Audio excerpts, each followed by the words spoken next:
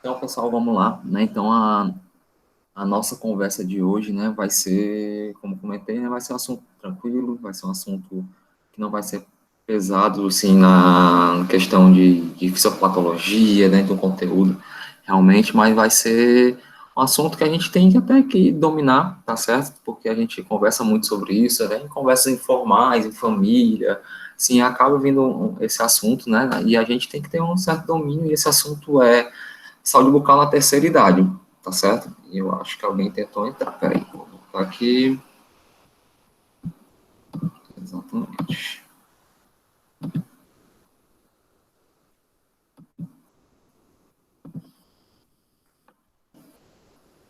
Certo? Então, o tema da nossa aula de hoje, pessoal, vai ser saúde bucal na terceira idade. Tá bom? Então, é algo que realmente vai ser um assunto tranquilo, um assunto leve.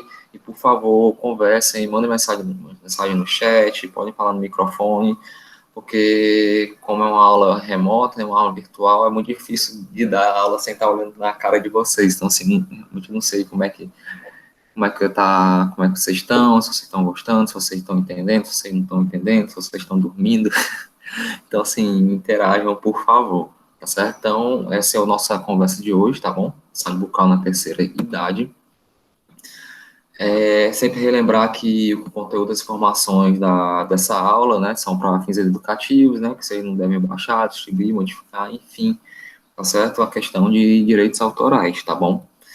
E além disso, a gente vai ter algumas fotos, né, e algumas imagens de idosos em atendimento clínico, idosos com algum grau de demência, né? Então, assim, a questão da responsabilidade ética das imagens, né? Então, a gente tem que sempre prezar sobre isso, né? Então, todas as imagens, né, têm assinatura de tempo de consentimento de esclarecido, ou pelos pacientes, ou então pelos responsáveis legais, tá bom?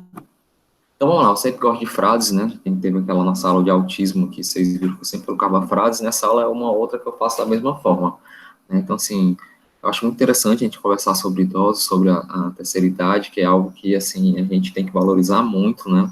O quanto eles nos ensinam, né? O quanto a gente tem que aprender com eles, né? Então a gente tem que valorizar muito. E essa frase é interessante, que é envelhecer ainda é a única maneira que se descobriu de viver por muito tempo. Eu gosto, eu só falo para minha mãe eu disse que odeia, odeio ficar velha. Não, assim, realmente assim, a gente tem que encarar o envelhecimento como um processo, uma fase da vida e que a gente tá cada vez fica mais maduro, né, e a partir daí a gente passa a ter um papel diferente na vida, na sociedade, influenciar pessoas, né, então realmente é muito importante a questão do envelhecimento, tá bom? A gente tem que valorizar muito. Então, para começar a nossa conversa de hoje, vou começar com um caso clínico, tá bom? Uma paciente iniciais ZC, gênero feminino, 81 anos de idade, né? E o geriatra, né? Ele solicitou uma avaliação. Nossa, acho que alguém está tentando entrar. Um minutinho, pessoal. Valeu, Lucas. Voltando aqui para o nosso caso clínico, né? Então, paciente 16, gênero feminino, 81 anos de idade, foi solicitado um médico geriatra pedir para uma avaliação nossa. E a paciente, a queixa dela era que tinha os dentes desgastados.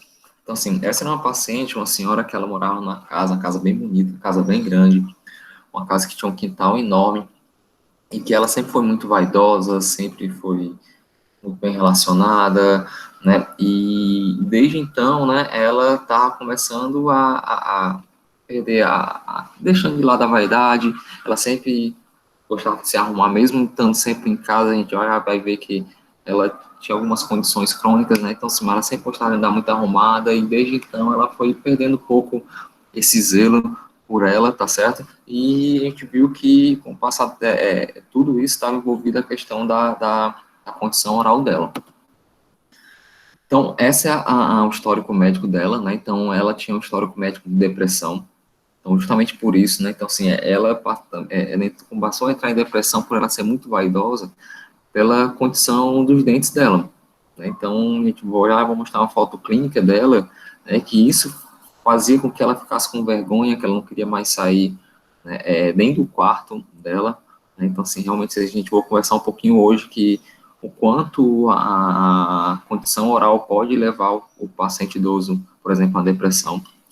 Então, o paciente, além disso, ela tinha doença cardíaca congestiva, tinha diabetes, tinha insuficiência renal crônica, Alzheimer, né? A gente conversou umas 3 semanas atrás, né, sobre Alzheimer, tinha osteoporose e também tinha mal de Parkinson, né? Então, as nossas duas condições da aula que a gente deu na vez passada, Alzheimer e Parkinson, essa paciente tinha, tá bom?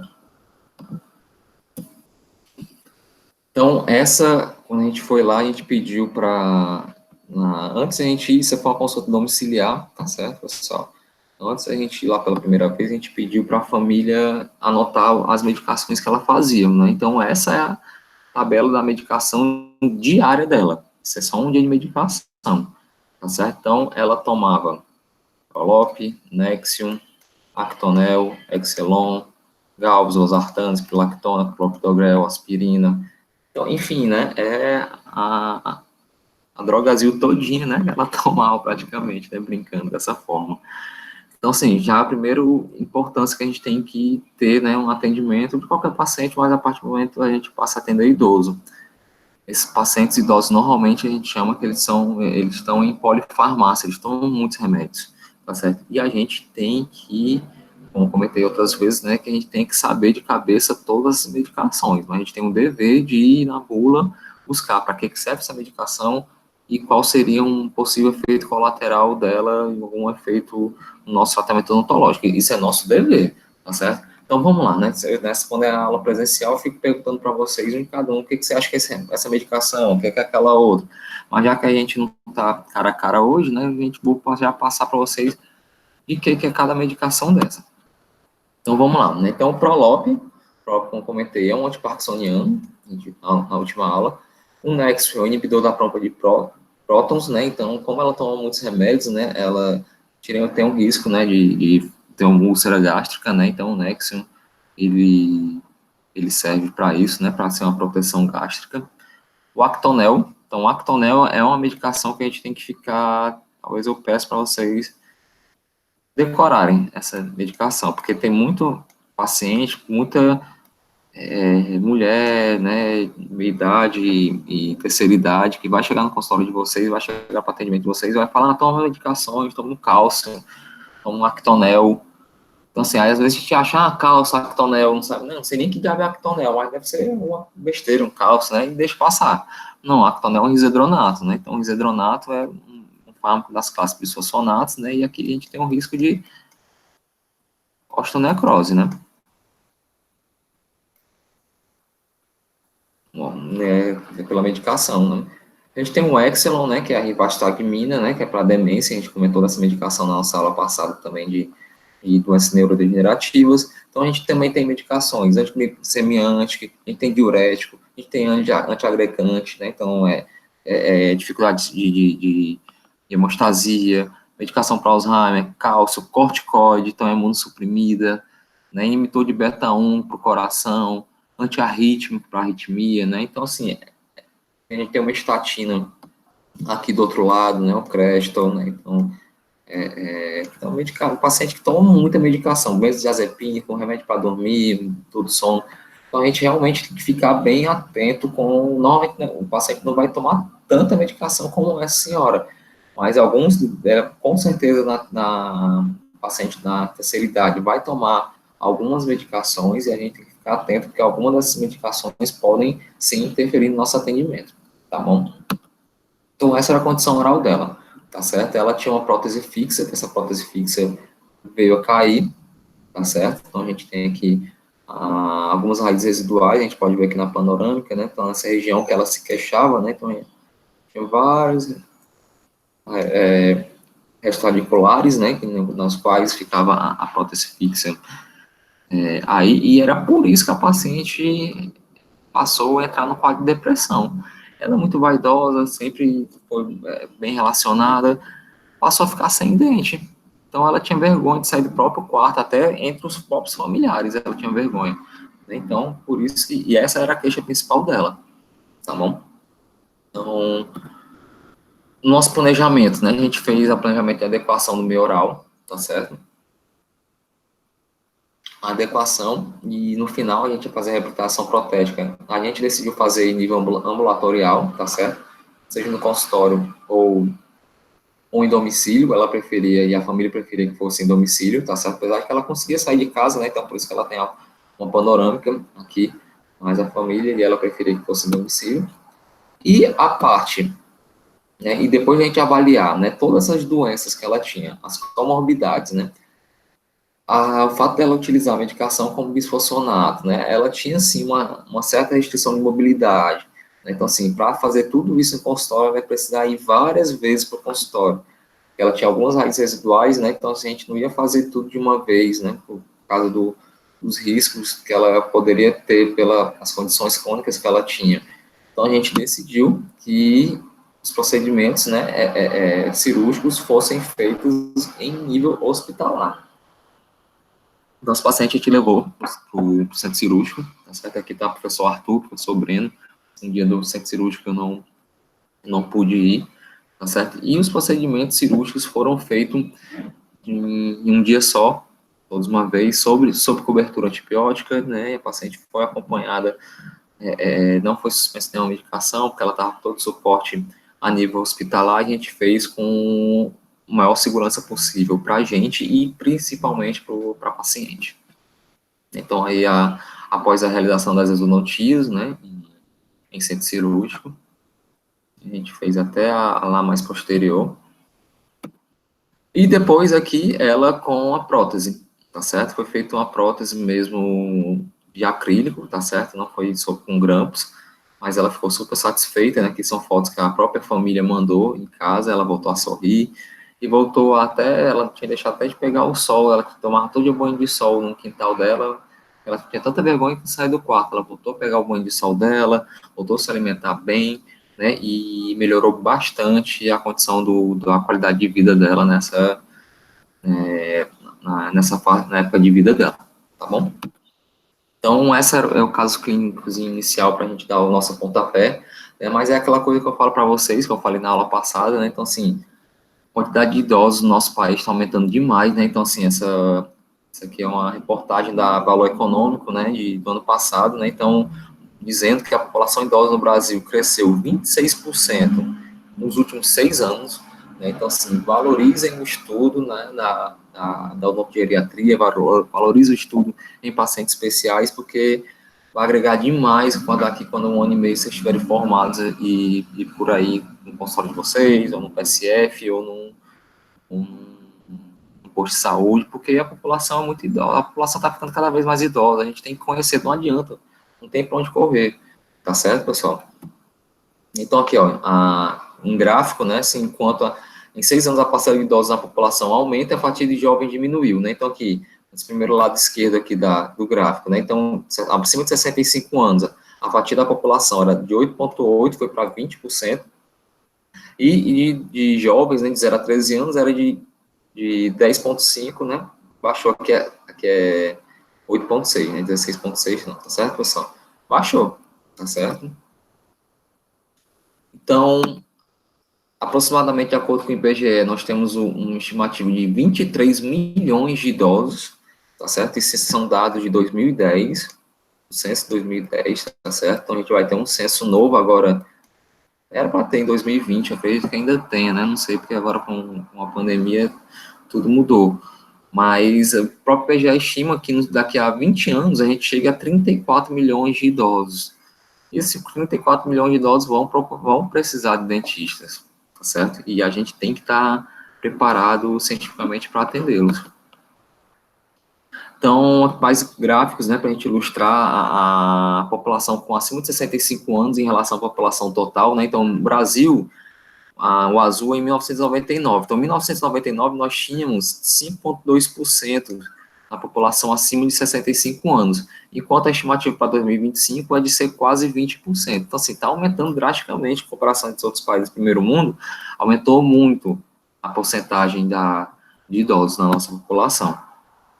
Então, para a gente finalizar a parte de gráfico, né, a gente tem as pirâmides etárias, né? Então, assim, em 1950, aqui em cima do lado esquerdo, A gente vê que realmente o nosso país era uma pirâmide verdadeira, a base da pirâmide, com pessoas jovens, né, então, assim, uma base bem larga, né, então a gente tinha um número grande de jovens, enquanto tinha pouquíssimo idosos, né, então a nossa expectativa de vida era muito baixa, e com o passar do tempo, aqui a gente tem 1980, 2000, então 2000 a gente vê que essa base, né, de jovens achatou já bastante, né, e, quanto mais, e cada vez mais aumentando a quantidade de idosos, e uma perspectiva para 2050, a gente deixe de ter a configuração de pirâmide e passa a ter uma configuração de coluna, né, então assim, a gente vai ter praticamente a mesma porcentagem de jovens e de idosos, né, então assim, é uma péssima notícia para quem ama odontopediatria, né, e ótima para quem gosta de estudar, ou então vai se propor a estudar a saúde do idoso, e a fatia de pacientes que vão buscar os nossos cuidados vai ser bem grande, tá bom? Então, a gente vê, se você fizer uma pesquisa no Google, né, por exemplo, botar idosos, né, então assim, a gente vai ver sempre essas fotos, idosos sorrindo, lindo. Isso daqui tem até um dente de ouro bem aqui, ó. Né, a gente vai ver dessa forma, né, todo mundo sorrindo, feliz, né, esse idoso bem galã, né, com esse olhar 43 aqui pra gente, mas essa não é a nossa realidade, né, a realidade do Brasil é bem diferente, a realidade do Brasil é essa, né, então assim, caso vocês vão trabalhar, por exemplo, principalmente se vocês forem para PSF, interior, em distritos, essa vai ser a realidade de vocês, esses vão ser os pacientes que vocês vão encontrar, tá certo? Então, assim, um idoso acamado, né? Então, professor, não gosto, você tem todo o direito de não gostar, né? É normal, a gente tem as nossas preferências, mas, por exemplo, no PSF, a atenção domiciliar está inclusa no PSF. Então, se você for trabalhar no PSF, você vai sim, vai ter que fazer a visita domiciliar. Não vai ser sempre, não vai ser constante, que o papel constante é o papel do agente comunitário de saúde, né? Mas você vai ter que, mais cedo ou mais tarde, passar por isso.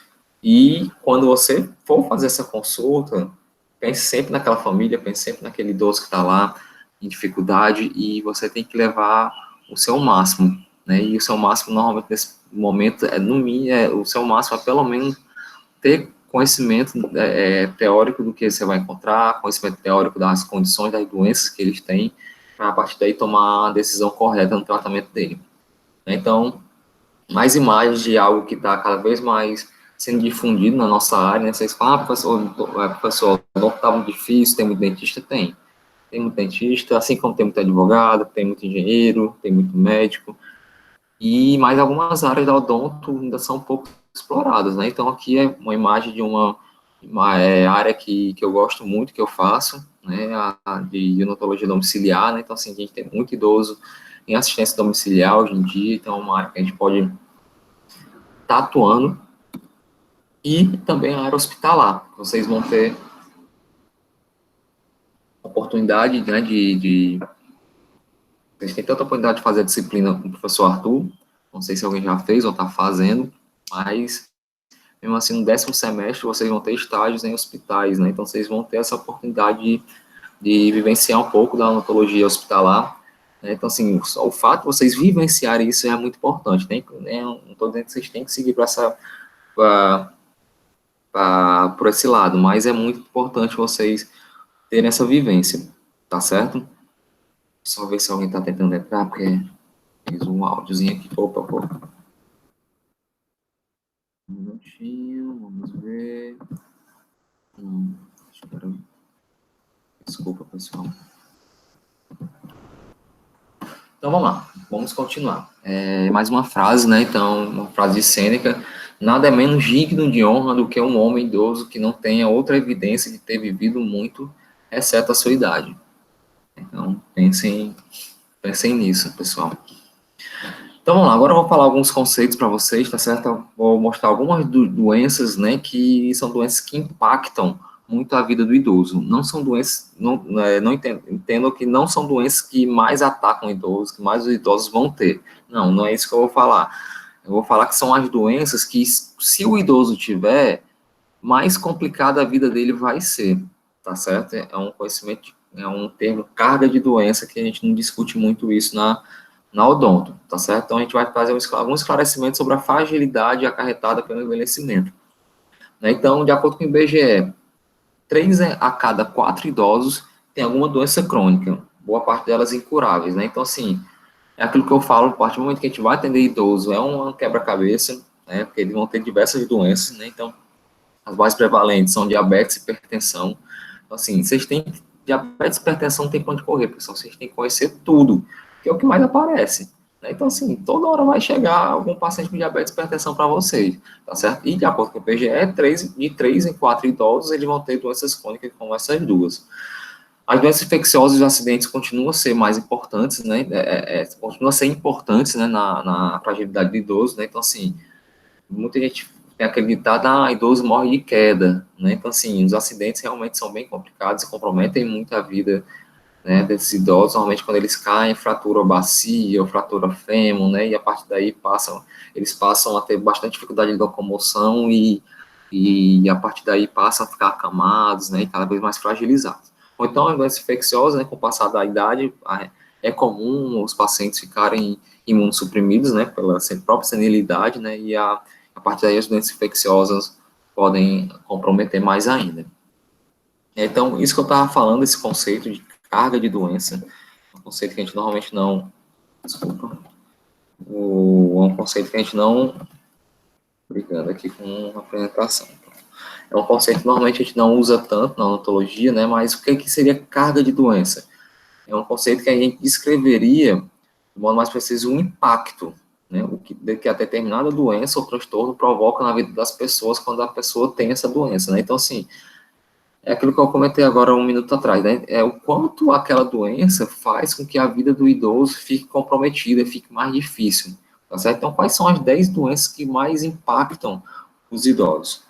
Então, o infarto e angina, o AVC e suas sequelas, a diabetes, enfisema pulmonar e bronquite crônica, mal de Alzheimer e outras doenças, outras demências, desculpa, que a gente discutiu na aula passada, perda de audição, doença cardíaca hipertensiva, né, hipertensão, a pneumonia, osteoartrose, né, que vai fazer com que as articulações fiquem cada vez mais enrijecidas, eles percam a mobilidade, e a catarata.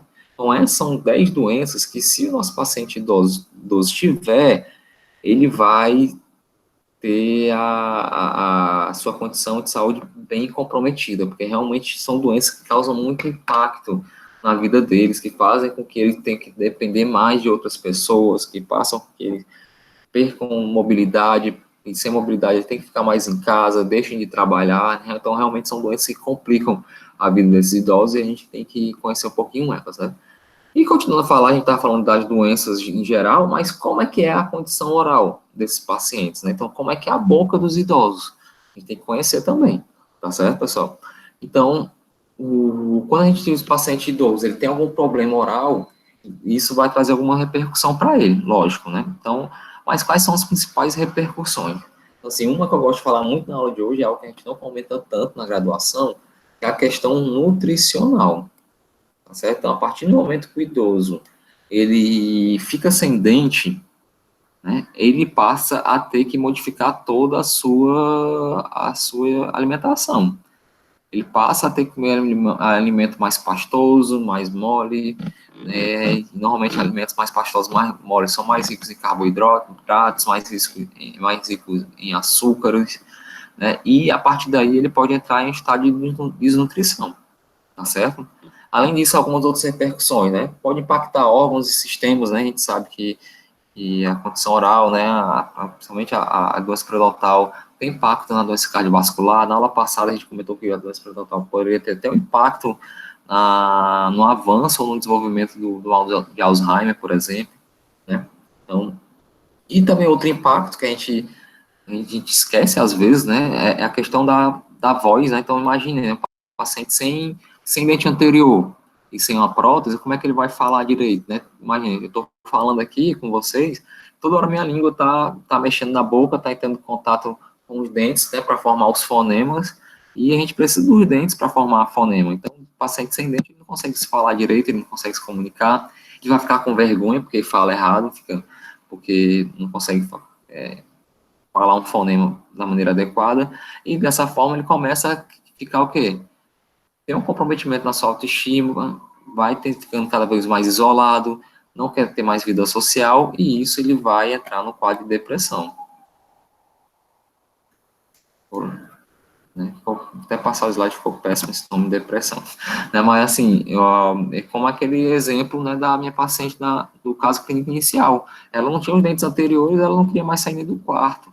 Né? E o idoso com depressão, né, o quadro sistêmico dele vai sendo comprometido cada vez mais rápido. Tá certo? Então, pessoal, esse agora aqui no slide, esses são os principais problemas orais que os pacientes idosos apresentam, tá certo? Então, falta de dente, xerostomia, periodontal, cárie, dores faciais crônicas, disfunções temporomandibulares e lesões benignas e malignas da mucosa, tá certo? Então, a gente vai comentar um pouquinho individual de cada uma dessas condições que os idosos vão estar apresentando. Então, esse é o típico brasileiro, né? Então, desdentado, né? Manchado, trabalhador, fumando cigarrinho dele, mas com um sorriso no rosto, né? Isso é realmente o brasileiro típico.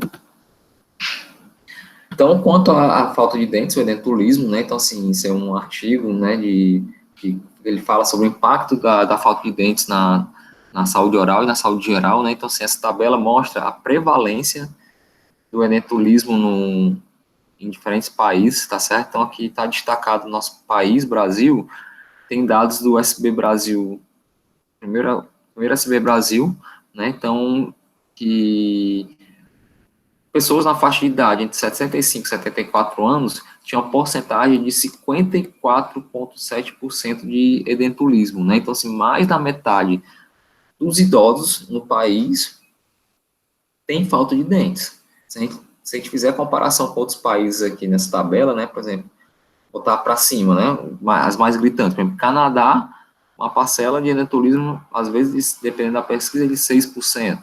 Não, professor, Canadá é sacanagem, é muito desenvolvido. Não, pô, vamos comparar com alguma coisa parecida com o nosso, o México. O México é um país que dá para a gente comparar. Então, a gente tem duas pesquisas, né, então a gente tem uma pesquisa aqui que mostra 6,3% e outra de 25% no México. Então, assim, fazendo comparações com países semelhantes ao nosso, a nossa prevalência de falta de dente idoso é bem alta. Então, mais dados do SB Brasil, esse de 2010, que mostra que o índice CPOD, a média, em pacientes de 65 a 74 anos é bem alta, né, acima de 25, tá certo? No Brasil, em todas as regiões, né? Então, assim, o que quer dizer, né? Que experiência de cara muito alta, se a gente for ver a tabela de dente extraído, né? Que é aqui a azul, roxo, lilás, não sei qual é o nome da cor, mas a gente vê que a proporção de dente extraído é muito alta. Né? Então, assim, aqui mais de 20 dentes extraídos, né? Então, assim, os nossos idosos são desdentados. Né? E qual a consequência desses pacientes, desses idosos não terem dentes, né? Então, eles vão ter uma menor ingestão de frutas, vegetais, fibras, vai ter um maior consumo de carboidrato, de gorduras saturadas, né? Então, isso vai levar ao quê? Mais obesidade. A obesidade vai trazer o que mais? Vai trazer diabetes, vai trazer risco de aterosclerose, né? Vai ter mais problemas de gastrite, úlcera, tudo por quê? Porque o paciente está se alimentando mal e ele se alimenta mal por quê? Porque ele não tem dente.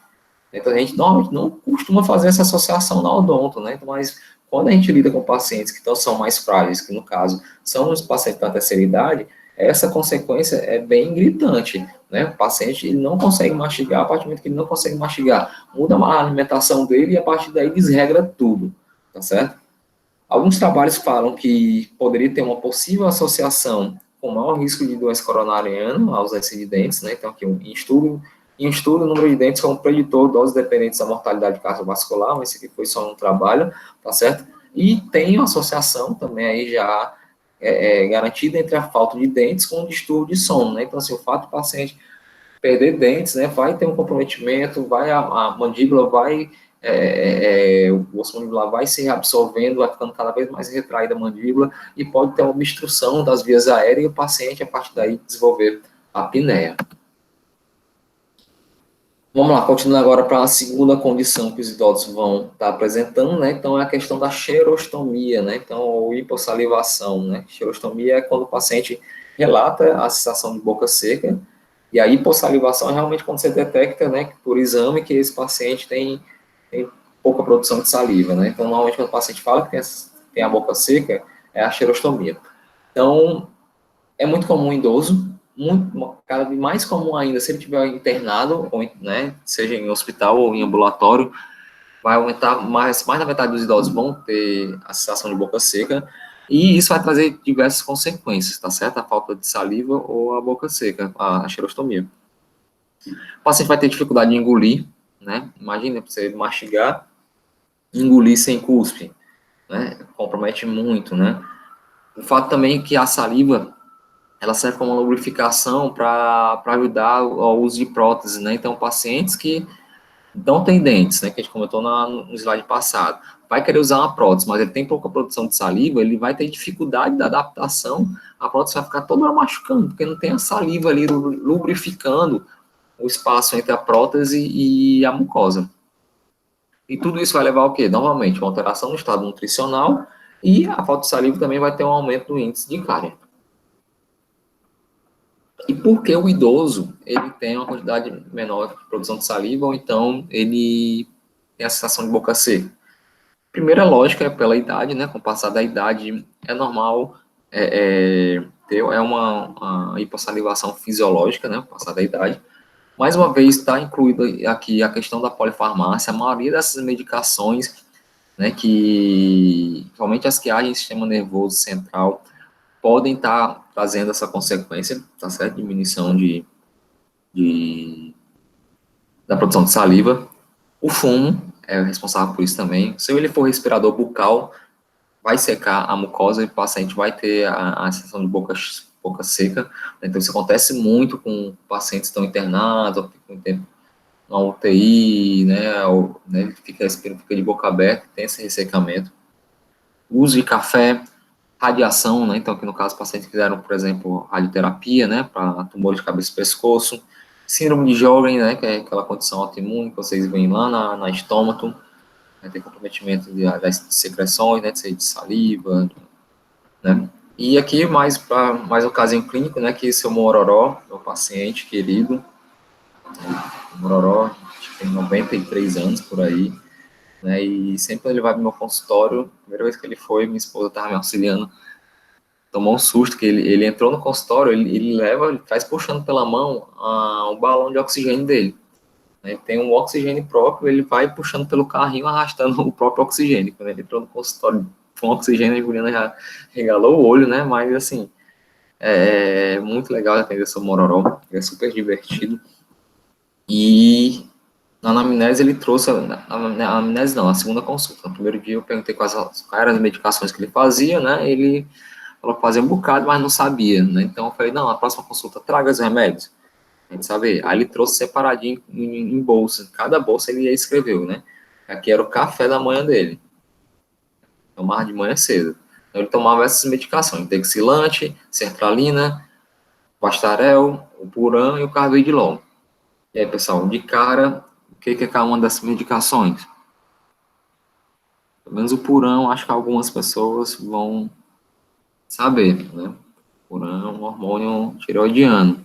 Mas vamos lá. Dexilante, protetor gástrico, né? Então, sempre quando o paciente ele já faz protetor gástrico, você já suspeita que ele vai estar em polifarmácia, que toma muita medicação. Sertralina, é um antidepressivo. O Vastarel, né? Que é a trimetazina. É um vasodilatador, né? Então, insuficiência cardíaca. O hormônio Puran, beta-bloqueador adrenérgico, carvedilol, também para insuficiência cardíaca congestiva. O almoço dele, né, que ele chama de café, agora é o almoço. Então, o que, que ele fazia no almoço? Centro, né, centro, vocês devem saber, polivitamínico, aspirina, espirulactona e vabradina. Então, vamos lá. Aspirina é antiagregante plaquetário, né, todo mundo vocês já sabem. Espirulactone, um diurético, tá certo? Pode ser usado para hipertensão, mas normalmente vai ser utilizado também na insuficiência cardíaca congestiva, e a ivabraticina, né, que vai ser um redutor da frequência cardíaca, né? Então, assim, vocês já viram que ele toma muita medicação para cardiopatias. E a janta, né, o jantar dele, e na próprio punho, escrito no próprio punho dele, né? Na janta ele tomava novamente a ivabradina, ramipril, carvedilol e a atorvastatina. Para que cada um? A ivabradina a gente já tinha falado que é um redutor da frequência cardíaca, ramipril, inibidor da ECA, né? Então um antihipertensível, né? Para pressão alta, carvedilol, bloqueador beta-adrenérgico para frequência cardíaca e a estatina para diminuição de colesterol, né? Então essa era a brincadeirinha que ele tomava. E na terceira consulta ele falou que foi para o médico e o médico passou para ele dormir, né? Que era a ceia. Ele não trouxe papel escrito não, mas falou que era a ceia. Ele voltou, ele relatou que teve um desconforto aí no coração. Eu passei, o médico mandou ele tomar um vasodilatador também antes de dormir, tá certo? E essa era a condição oral do seu Mororó. Então a gente vê aqui, né? Próteses totalmente desadaptadas, restos radiculares, aqui outros restos radiculares. A gente vê, né? Absorção óssea horizontal bem considerável, expansão alveolar do seio, né? E aqui vocês repararam que tem um alvéolozinho de cicatrização. Esse aqui, eu tirei esse dente antes que ele tinha, eu fiz uma pré-apical, eu tirei que ele tava com dor. Né? Mas pense num dentinho que foi trabalhoso tirar, né? O consultório foi quase uma hora para conseguir tirar esse resto radicular, né? E um paciente idoso, né? Então, se eu não tivesse bem conhecendo as medicações, eu pedi exames hematológicos, não coloquei aqui, mas foram solicitados, né? A gente tem que estar bem embasado em conhecimento científico para atender esse paciente. Aqui é a periapical, né, dele, né? Então aqui a gente vê, né, aqui os dentes superiores, né, a questão da absorção horizontal, periodontal. Então, esses pacientes vão nos buscar, pessoal. E a partir daí a gente tem que, pelo menos, conhecer, né, a gente tem que, pelo menos, conhecer as condições, conhecer quais são as principais características que os idosos têm, para que caso nem que a gente, não vou querer atender eles, mas a gente tem que, pelo menos, fazer um encaminhamento correto, encaminhar profissional correto, solicitar os exames corretos, tá certo? Isso é o nosso papel, tá certo, pessoal? E isso basta a gente querer estudar. E aí, no final, né, ele me dando um acosto, né, seu Mororó divertidíssimo, toda hora falando piada, contando piada, e algumas piadas não são próprias para eu falar em aulas gravadas, mas sensacional, seu Mororó é uma lição de vida. Então, continuando falando da xerostomia, pessoal, né, então, assim, são diversos trabalhos feitos no Brasil, né, trabalhos diferentes, com diferentes metodologias, então por isso que os resultados são bem diferentes, mas a gente vê que tem relato, em pacientes idosos, vai ter bastante o relato de xerostomia, né, então os pacientes, normalmente, eles vão se queixar de boca seca. E aqui quanto aqui são quantas medicações, né, então, assim, é um trabalho que estudou o valor relativo de 440 substâncias farmacológicas, remédios, 440 remédios, né, e viram que a quantidade, a probabilidade dessas medicações de terem alguma alteração que vai ter problema, seja no nosso tratamento ou alguma alteração oral. Então, dos 444 fármacos que foram avaliados, mais da metade, 57%, poderiam trazer cicatrização demorada, leucopenia, trombocitopenia ou hemorragias. Né? Então, 36% das medicações, xerostomia, ressecamento da boca, garganta, nariz, lábio seco, lábio rachado, descamados. Então, pessoal, é aquela coisa que eu falei, cada vez quantos mais remédios nossos pacientes idosos tomarem, mais alterações orais eles podem trazer. Então, assim, a gente não está falando aqui que se eu pegar a bula de um remédio, o remédio falar que aquele remédio pode trazer xerostomia, obrigatoriamente nosso paciente ele vai ter? Não vai ter. Normalmente a probabilidade é pouca, mas ele pode apresentar e a gente tem que ficar atento quanto a isso. Então, por isso que eu falo, pegou uma medicação que você não conhece, procura a bula. Hoje em dia é mais fácil do mundo no Google, mais no meu tempo de graduação e no começo do consultório, a gente tinha um livro chamado DEF, um livro de 1000 páginas, que era a bula de todas as medicações que existiam no país. Todo ano lançava um livro novo desse, a gente pegava no meio do consultório um livro dessa grossura e ficava procurando a bula para ler. Hoje em dia não, você pega o telefone e pesquisa no Google. Mas é nosso dever, pesquisar a bula, ver o nome da medicação, ver para que serve, ver quais são os efeitos adversos e ver se tem interação medicamentosa, tá bom?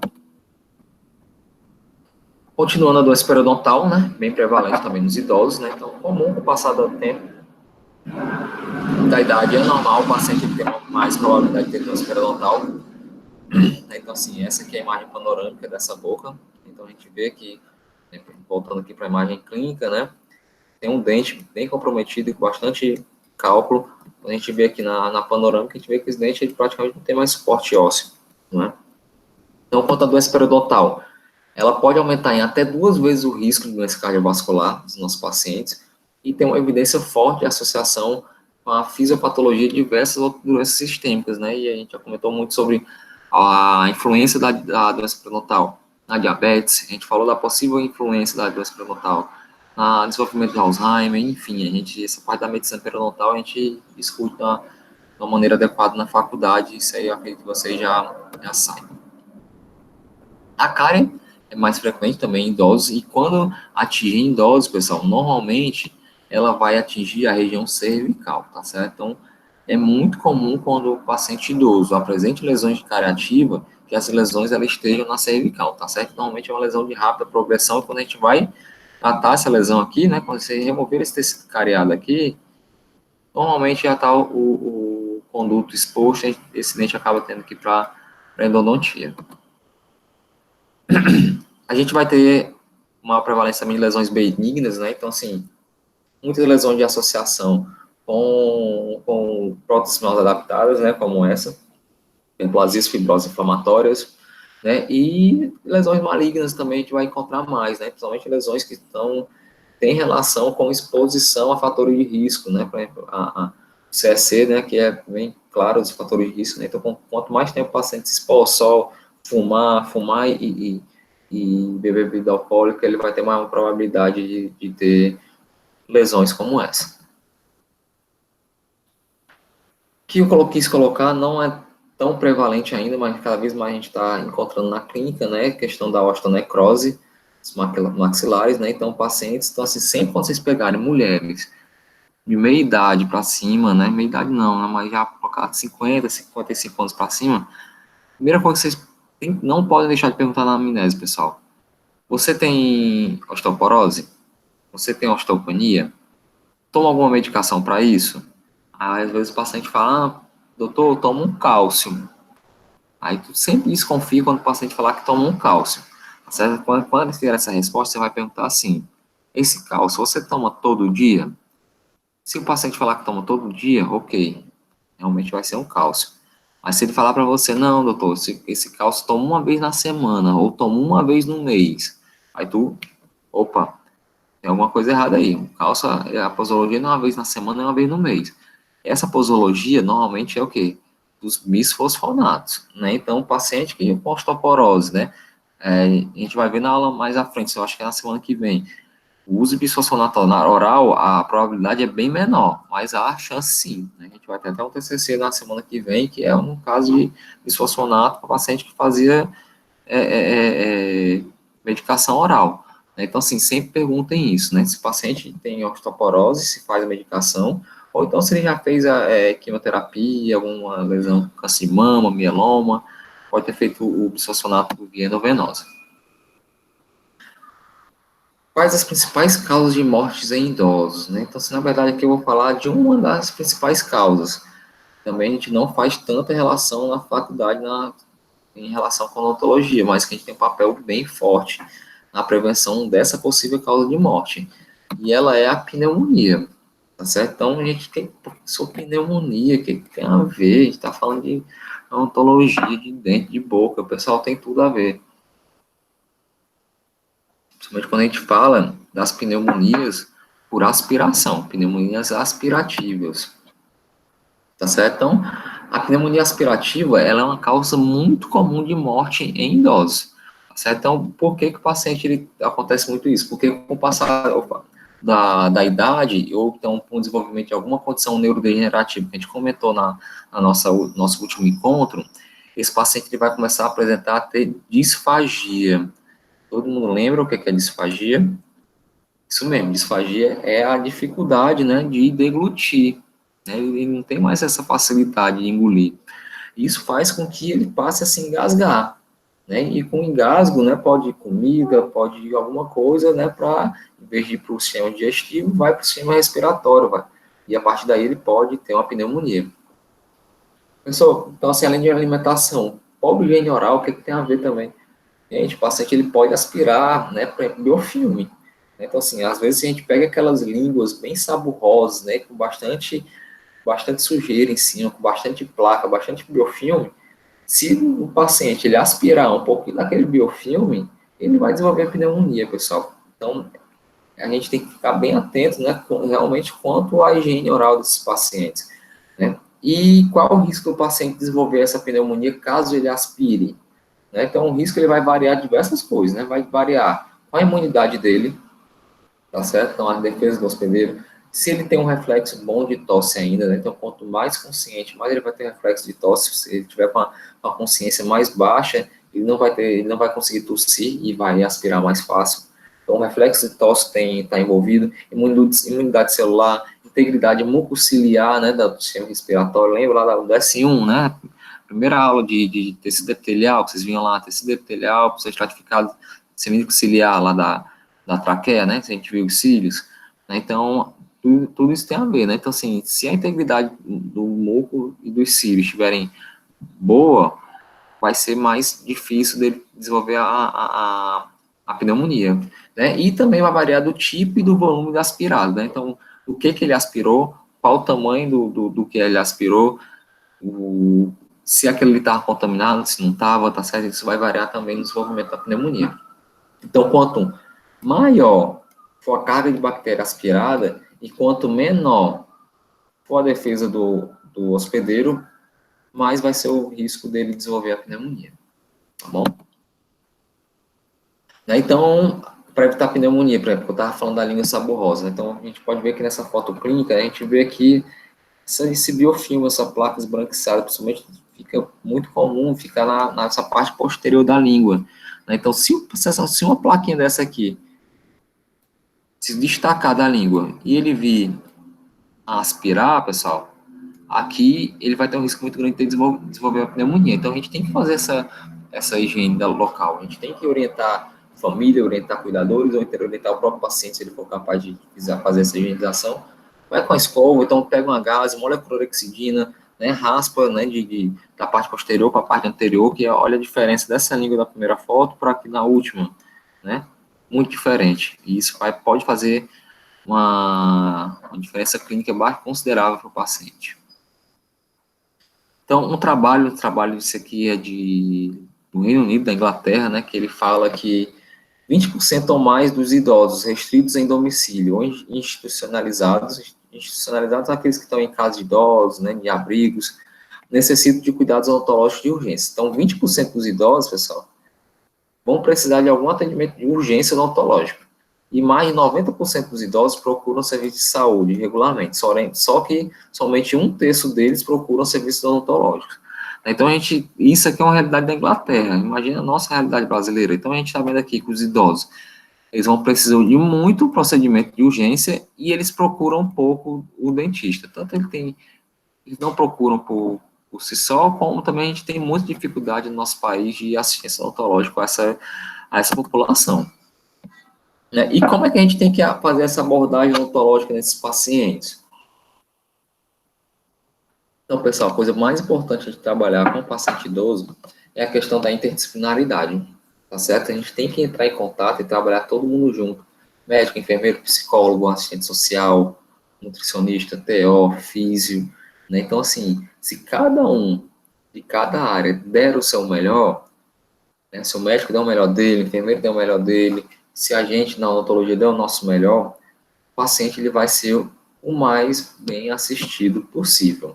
Tá certo? Não adianta nada a gente querer trabalhar sozinho, não querer ter opinião de outros profissionais, porque a partir daí a gente vai limitar muito o nosso sucesso. Então, a partir do momento que a gente trabalha com interdisciplinaridade, só quem ganha é o paciente, pessoal. Né? Então, aqui uma frase, né? Interdisciplinaridade seria um princípio mediador entre diferentes disciplinas.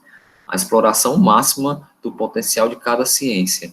A compreensão do seu limite e criatividade, proporcionando conhecimento. Então, assim, a gente trabalhar em conjunto com outras especialidades e outras profissões faz com que cada vez mais todos aprendam em conjunto e faz com que o nosso paciente realmente ele seja melhor assistido. Então, nossa interação da odonto com a gerontologia, né, então assim, com os idosos, aonde a gente pode estar atuando nessa equipe multiprofissional, multidisciplinar, né, então a gente vai poder atuar com equipes que trabalham com doenças vasculares cerebrais, equipe de doenças cardíacas, pulmonares, diabetes, câncer, osteoporose, demências, Alzheimer, Parkinson, artrite, enfim, né, aquela que é a disciplina de PNE praticamente toda, né, pessoal, então assim, a gente vê que todas essas áreas já tem equipes multidisciplinares já trabalhando há muito tempo com esses pacientes, né, já estão bem estabelecidos, normalmente a odonto não está. Então, a gente tem que cada vez mais cavar o nosso espaço nessas áreas, né, e acabar com o conhecimento, né, para agregar, para trazer a melhor assistência possível aos nossos pacientes.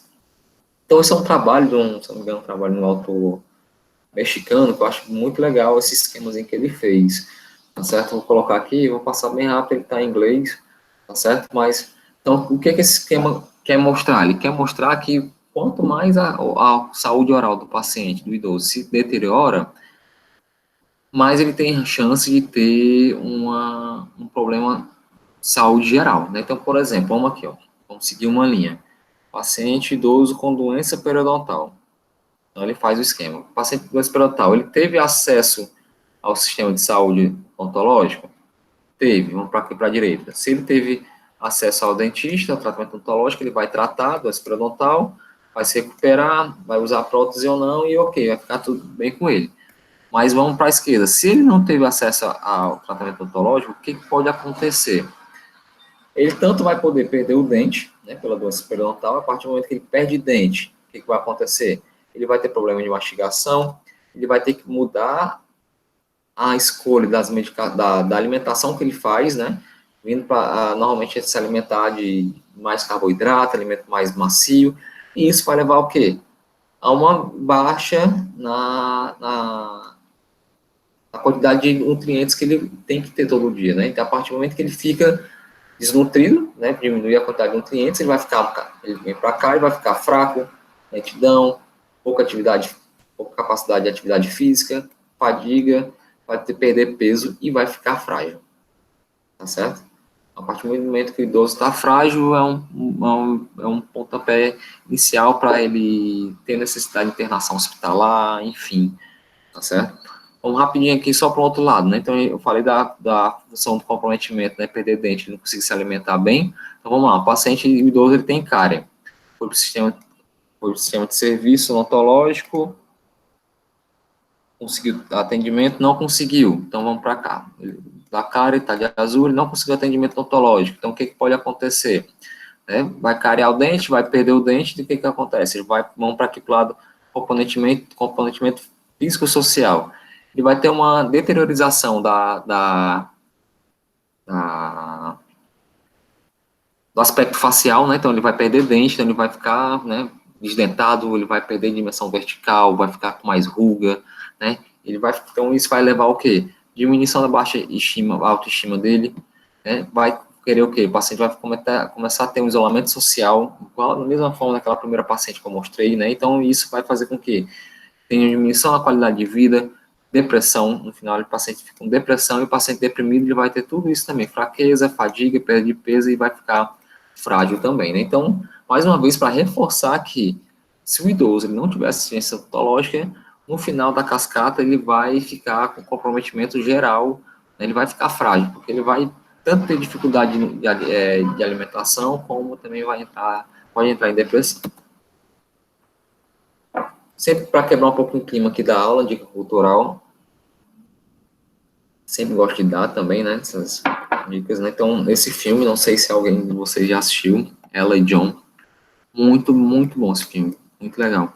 É um casal, né, então, ele tá com um estágio já de Alzheimer, leve para moderado, e ela tem câncer, né? Só que ela não fala para os filhos, né, que tem câncer, guarda só para ela, né, e ela cuida do marido com Alzheimer. E os filhos, muita atenção com os pais, né, muito preocupados, e eles resolvem Eles acham que realmente estão no final da vida deles e resolvem viver o final da vida deles da maneira melhor possível, né, para eles. Eles querem aproveitar ao máximo o fim de vida deles. Então eles têm um trailer, né, que está aqui no post do filme. Eles têm um trailerzinho, então os dois entram nesse trailer, caem na estrada, entram na estrada nos Estados Unidos e vivem várias aventuras, né, como diria a sessão da tarde, né. Mas, assim, é muito legal, muito interessante as situações que eles passam, a situação que eles se encontram de doença, né? Então, assim, para vocês terem noção do pouco do que se passa com o paciente com Alzheimer, com o paciente com câncer, vale muito a pena assistir esse filme, tá certo? Filmaço, ótimos atores, tá certo? Não tem no Netflix, eu acho que não tem no Amazon Prime também, mas deve ter em um torrent perto de você. Ou então, eu vi até antes da aula, eu fui ver no Google, é R$ 5 para alugar no Google, não, no YouTube. Vocês sabem que no YouTube dá para alugar filme, né? Então, é R$ 5 no YouTube, vale a pena gastar esses 5 conto agora à tarde e assistirem, tá certo? Quem assistir depois me fala. Então, quando se perde um idoso, quando se morre um idoso, perde-se uma biblioteca. Então, aquele é um provérbio indiano que demonstra realmente o quanto a gente tem para aprender com eles. Né? Então, assim, continuando a falar do atendimento odontológico desses pacientes idosos, né, a gente pode fazer algumas adaptações, né? Então, essa é uma adaptação básica que a gente pode fazer muito bem na nossa clínica. Se a gente tiver algum paciente idoso e em cadeira de roda, a gente pode só virar o encosto da cadeira, aqui a gente gira e o paciente ele pode ser atendido na própria cadeira, tá certo, pessoal? Outra adaptação que eu já mostrei para vocês na aula passada do colchão a vácuo, tá certo? Para deixar esse paciente mais confortável no nosso equipo. Aquelas adaptações também que eu comentei de atendimento domiciliar, né? Usar sempre afastadores, os abridores de boca, que a gente conhece, em alguns locais se chamam de boneca, né? Se você ouvir falar, traz a boneca, né? Não é a Barbie, não, né? No PNE, a boneca é esse abridor de boca. Né? A gente pode utilizar uma pinça hemostática com gás e clorexidina para fazer essa higienização dos pacientes, tá bom? A gente faz muito isso em domiciliar. E a gente, eu também comentei na aula passada, a importância que a gente tem que conversar com os cuidadores, seja eles familiares ou então cuidadores contratados que cuidam desses idosos frágeis em domicílio, principalmente, tá certo? Normalmente eles não têm conhecimento, falta conhecimento para eles sobre higiene oral, tá certo? Então a gente tem que ensinar eles como fazer escovação, quais são os principais cuidados, como é que se higieniza uma prótese. Eles não sabem, pessoal, não sabem por quê? Porque eles não são burros? Não, não sabem porque não se interessam? Não, é porque nunca ninguém falou para eles. Nunca ninguém que tem esse conhecimento, e para a gente é um conhecimento banal, né? Porque a gente fala tanto sobre isso, então fica banal, mas eles não sabem. Então eu sempre falo, né? Como é que você quer que o cuidador escove a boca do idoso se ele não sabe escovar nem a boca dele? Então, aí realmente a gente tem que. A importância é a gente trabalhar e fazer com que os cuidadores sejam nossos parceiros aí. Então, por exemplo, isso aí, nessa imagem linda, né, quase na nossa hora do almoço, foi uma visita domiciliar que eu fiz que a família não sabia que o idoso usava prótese, a cuidadora também, acho que até sabia, mas nunca ninguém falou para esse cuidador que tinha que tirar a prótese. Então, assim, uma instrução, né, banal, como eu sempre falo, né, tem que tirar a prótese, todo mundo não tirava, então, assim, essa prótese estava há mais de um ano na boca do idoso, e a família reclamando que o idoso tinha a boca, o hálito forte, o cheiro ruim na boca, ele estava com a prótese APP há mais de um ano na boca, tá certo, pessoal? Então, realmente, a gente tem que trabalhar muito a questão da orientação. Então, assim, as demências estão cada vez mais aumentando, né? Então, assim, a gente vai ter que atender esses pacientes com demência, seja no consultório, seja em domicílio, né? Então, aqui tem um slide que eu mostrei para vocês na aula passada, né? Então, quando o paciente ele tiver alguma demência no estágio inicial, é muito mais fácil a gente atender ele consegue ir para o consultório, ele vai ter o nosso atendimento, ele vai ter muito mais previsibilidade, porque ele vai conseguir colaborar e vai participar nas decisões. Se a demência já estiver no estado moderado, a gente passa a não fazer todos os procedimentos, a gente passa a se preocupar mais com a adequação de meio, fazer com que o paciente ele não tenha infecção, não tenha inflamação, não tenha dor, tá certo? Mas a parte estética começa a ficar um pouco de segundo plano nesse momento, né? Então, a gente ficar muito em cima da família e dos cuidadores para eles serem parceiros, né? E dependendo, às vezes, o paciente nesse estágio já começa a ficar mais agitado, a gente pode passar a ter necessidade de fazer uma sedação, né? Com benzodiazepínico, né? E fazer esse atendimento em domicílio. Mas se a demência estiver realmente severa, né? A gente vai ter que fazer esses cuidados, né? Às vezes a gente acaba tendo que levar para o hospital, né? Em hospital lá de centro cirúrgico, porque realmente nem domicílio mais a gente consegue, tá bom? Tainara, vamos lá. Com esse tipo de paciente, desse tipo de adequação, os atendimentos são uma vez na semana, intercalando de semana para não ficar cansativo. Então, assim, normalmente a gente vai ser, as consultas normalmente vão ser curtas, tá certo, Tainara? E a gente pode intercalar a questão de uma semana, é um intervalo bem tranquilo, tá certo? A gente pode fazer com uma semana, mas tem que ver também, às vezes, se a família vai poder fazer esse atendimento com muita frequência, né? Que às vezes envolve, quando é um atendimento domiciliar, às vezes os custos são um pouco maiores, às vezes a família não tem como bancar, né? Mas, assim, um intervalo de uma semana é tranquilo, eu acho adequado para esses pacientes em grau moderado ou em grau severo, eles conseguem suportar. O que eles não conseguem são procedimentos muito...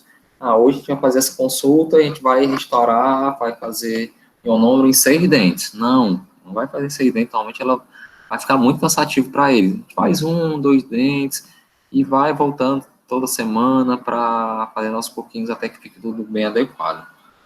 Tá bom, Tainara? Né, então, como eu comentei, né, com o avanço da condição desse paciente idoso, né, a gente acaba tendo que fazer esse atendimento ou em domicílio ou no hospital.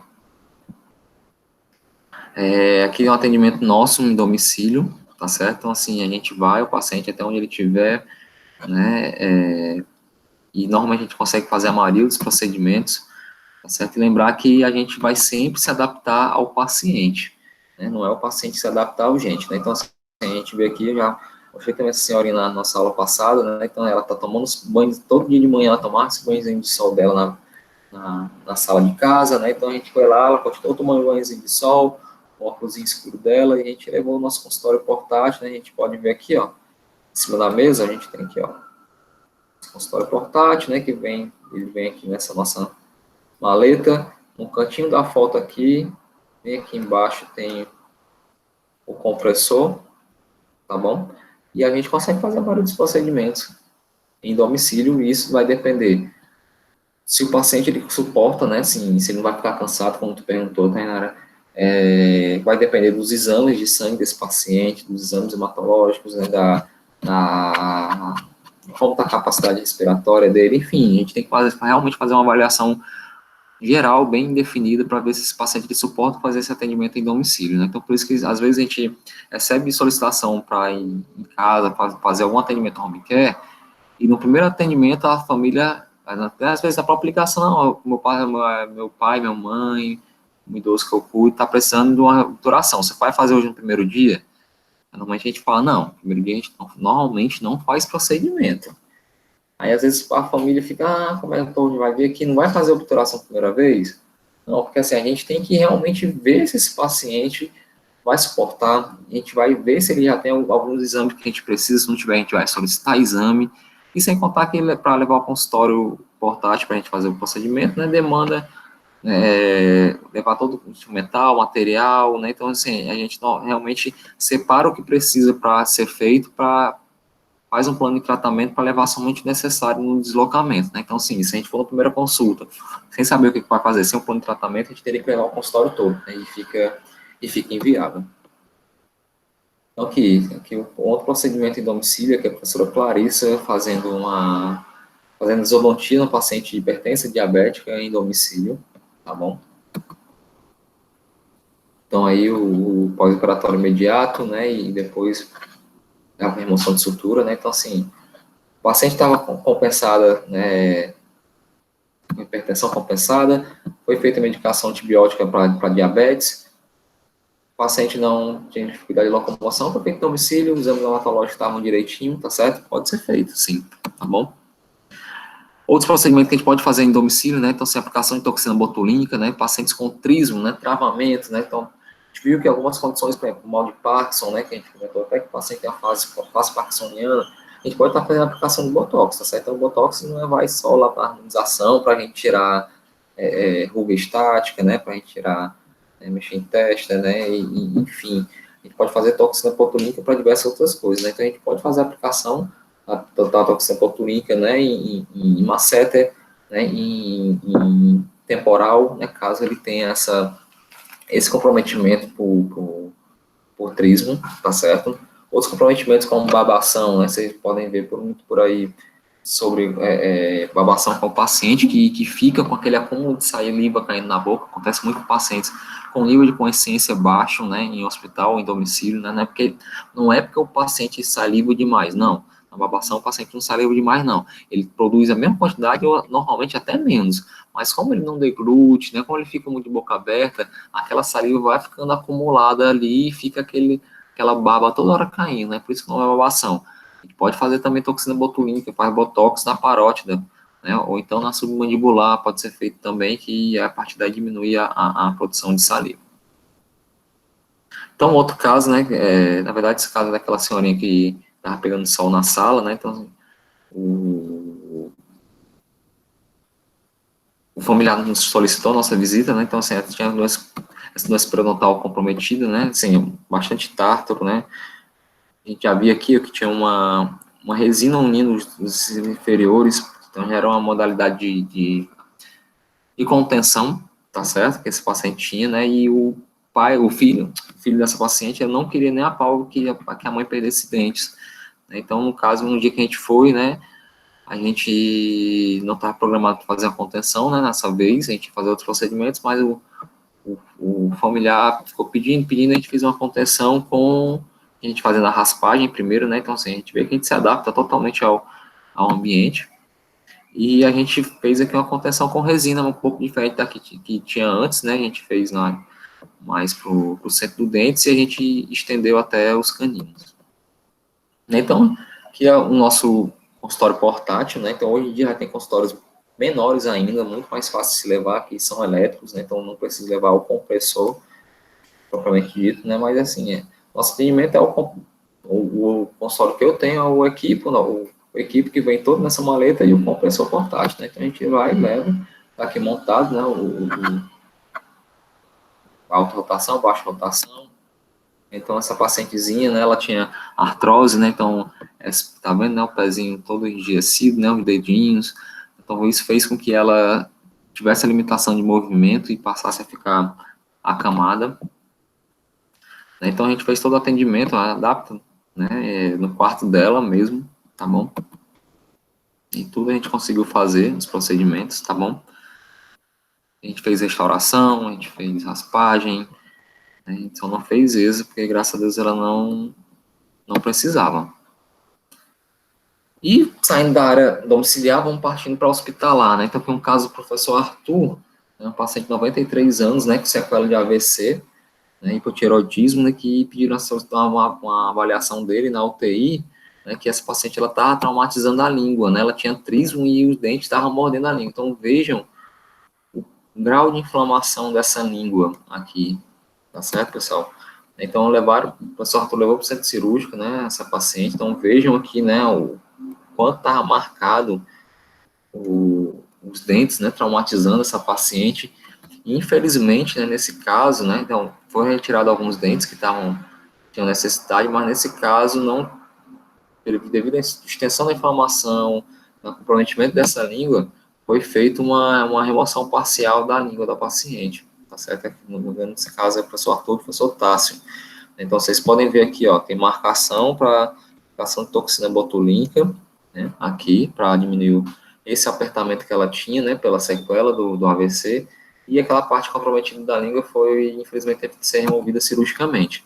Então, tá aí a paciente, a gente pode ver no lado direito, né, a face toda mais relaxada, né, após a aplicação de botox, a língua já para a posterior dos dentes, né, porque a parte que estava comprometida foi feita uma glossia parcial. Que outro caso que veio para a gente, né, nível hospitalar, a paciente ela tinha um apertamento também e estava traumatizando, então vejam que uma úlcera que tinha aqui no lado esquerdo do lábio inferior também tinha menos comprometido mais também no lado direito do lábio, então ela ficava com os dentes superiores, né, o canino, nessa região traumatizando. Então, veja a paciente de boca fechada, né, como o canino ficava realmente lá, pegando essa região e traumatizando totalmente essa paciente. Então, essa era a condição oral da paciente. A gente não conseguia de jeito nenhum fazer esse atendimento em domicílio ou em consultório, pela condição que ela tinha uma demência bem considerável, tá certo? Então, a gente levou para o hospital, a princípio, né, no planejamento, a gente tinha conversado com a família, era fazer a exodontia desses dentes que estavam traumatizando, né, o lábio, e a gente ia fazer uma placa, tentar fazer uma placa para a família, pediu bastante para ser feita, né, para que a placa de mordida para evitar que continuasse esse trauma contínuo, tá certo? Então, aqui era a condição inferior dela, né, quantidade de cálculo, né, que tinha. Não sei se dá para perceber, a gente só percebeu lá na hora também. E depois a gente só percebeu quando começou a fazer a raspagem. Bem, isso aqui é incisal de um dente. Ela tinha um dente bem para posterior, né? Então, como a gente ia fazer a placa? A gente fez a moldagem no centro cirúrgico, tá certo? Hoje em dia a gente já poderia estar, a gente não tem nenhum scanner, né, mas a gente poderia estar alugando, tem empresas que alugam o scanner, a gente poderia fazer o escaneamento oral no centro cirúrgico, tá bom?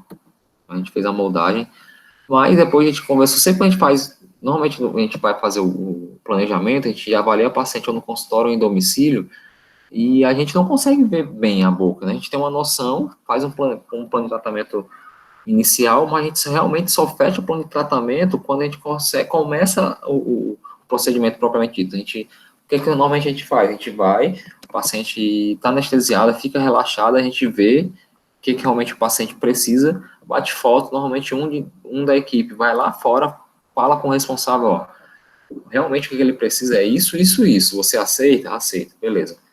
Vamos assinar aqui o termo de consentimento livre esclarecido, que o tratamento proposto foi esse, vocês aceitaram, a gente vai fazer. E nesse momento, a família decidiu que a gente removesse realmente todos os dentes anteriores, tá certo? Que realmente a gente achou que ficava bem difícil da gente fazer uma restauração adequada, provavelmente já tinha, a endo já estava comprometida nessa região, a gente fechou com a família que a gente resolveu tirar todos esses outros dentes, tá bom? Foi feita a aplicação de toxina botulínica, também em músculos da mastigação. E esse dia foi bem engraçado. Bem engraçado não, né? Porque no meio da cirurgia, o professor Breno, ele sentiu as costas dele travaram, que ele travou, caiu no chão de dor e não conseguia mais se levantar de tanta dor no chão. O Breno ficou totalmente travado, né? Então, assim, para reforçar, pessoal, é a questão do quanto a nossa profissão ela exige do nosso corpo, né? Então, assim, a gente tem que fazer exercício físico, né? É muito difícil a nossa posição que a gente atende, né? Sempre curvado, com as costas. Então, se a gente não nos cuidar, a gente fica realmente, a gente pode estourar bem cedinho, né? Nesse dia o pobre do Breno estourou. A sorte quem estava no centro cirúrgico com o anestesista pegou a veia dele ali, já fez a medicação toda endovenosa, né? E ele foi melhorando aos poucos. Aqui no final, a nossa foto, né, toda a equipe, a professora Clarice, o professor Arthur, eu e o Breno com um sorriso meio amarelo de dor ainda. Breninha é muito gente boa, ótimo profissional. Todos aí na foto, Arthur e mais, a professora Clarice também. Vocês estão tendo a oportunidade de ficar com ela na clínica, também aproveitem que ela é muito boa.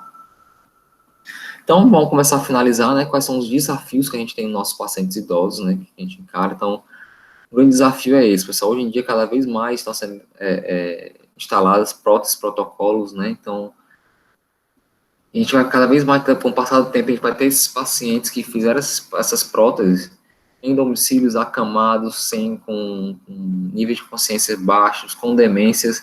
Então, como é que a gente vai fazer a higiene dessas próteses? A família vai conseguir? Se a gente tiver que fazer alguma adaptação, remover essa prótese, como é que a gente vai saber qual foi o implante utilizado, qual o parafuso para ser desse implante para a gente conseguir remover? Assim, é muito complicado isso, pessoal, a questão do prótese de implante. Então, uma foto do professor Alexandre Miranda, que é de Brasília, referência no assunto, né? Então, assim, foi chamado para avaliar, tem uma prótese sobre implante totalmente coberta de placa, de cálculo, né? Então, e aí, o que a gente faz num caso como esse? Então, esse é um dos principais desafios que a gente está começando a encarar no atendimento odontológico a pacientes idosos. Então, para agora, realmente finalizando, né, o idoso frágil, né, a gente vai ter uma necessidade de capacitação profissional nossa, né, tanto na ciência odontológica, com a visão gerontológica e biopsicossocial do idoso frágil, né, o que isso quer dizer? Né? A gente tem que ter uma visão, né, do atendimento odontológico e dentro de todas as doenças que esse paciente pode apresentar e também no nível biológico, social e psicológico, a gente vê que esse paciente pode ter esse comprometimento, levar a depressão, tem a carga social também, de a gente lidar com a família e com os cuidadores. A assistência odontológica domiciliar, né, a gente viu que ela vai contribuir muito, né, no maior acesso a atendimentos desses pacientes, né, um atendimento adequado, capacitado, e que essas atividades odontológicas de nível hospitalar e domiciliar vai visar a eliminação de condições bucais negativas à saúde sistêmica e a melhorar a qualidade de vida desse idoso frágil. Tá certo, pessoal? Então, era isso que a gente tinha para conversar hoje. Espero que vocês tenham gostado, tá bom? Então, esse QR Code é para com os meus contatos, quem quiser pegar, mas também tá aí, né? Nosso Instagram, nosso telefone e e-mail. Tá certo, pessoal? Então, sim, fico muito feliz na presença de vocês, tá certo? Qualquer dúvida, podem entrar em contato, tá bom? Vamos lá.